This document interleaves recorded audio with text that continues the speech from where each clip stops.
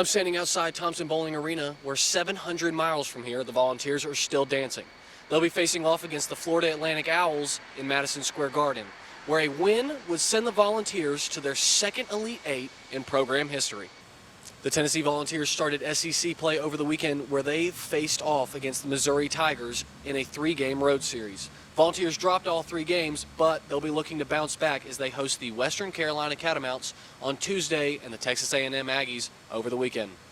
I'm standing inside the Knoxville Civic Coliseum, where the Knoxville Ice Bears just had a 5-1 win over the Roanoke Rail Yard Dogs.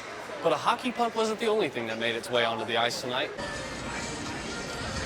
The Tennessee Volunteers started off their season at the MLB Desert Invitational at Salt River Fields in Arizona. The Vols made their way back to Knoxville to kick off the home season in Lindsey Nelson Stadium with a back-to-back home series versus Alabama A&M on February 22nd and 23rd, giving students like Dominique Ruiz an opportunity to get back out on the diamond to root on his baseball Vols. Honestly, I've never been at Lindsey Nelson Stadium. It's my first time, but it's really good to be back at a baseball stadium. I really miss coming out to the games and just like feeling the energy that baseball stadiums bring. During their time in Arizona, the Volunteers dropped 2 out of their first 3 games, taking losses to Grand Canyon and Arizona. After the initial losses, the Vols cleaned it up with 2 shutout wins against UC San Diego and the home opener against Alabama A&M on February 22nd. Fans like Grayson Peterson blame the slow start on the lack of playing time for some of the new faces on the Volunteers roster.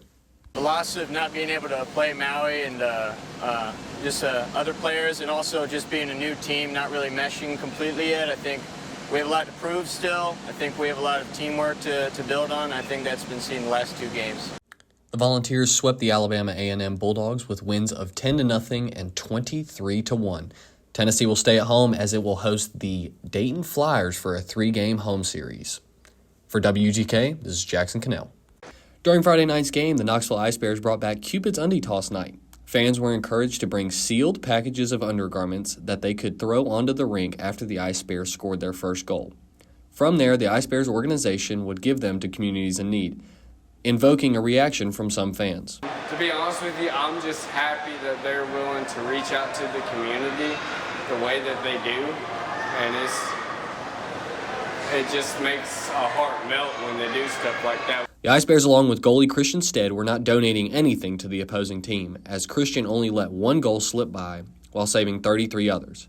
This capped off a 3-game win streak that left fans with high praises about where their team stands. This seems like a game where I don't think there was anything there is to complain about. 5-1 win, I'm sure they led in shots, but scoring more goals is what matters in the game. It was all fun and games for Ice Bears fans on Friday night as the 5-1 win advances them to 21-12 on the season. The Ice Bears will hit the road to Alabama, where they will play the Birmingham Bulls on Saturday, February 11th. For WTK, this is Jackson Cannell.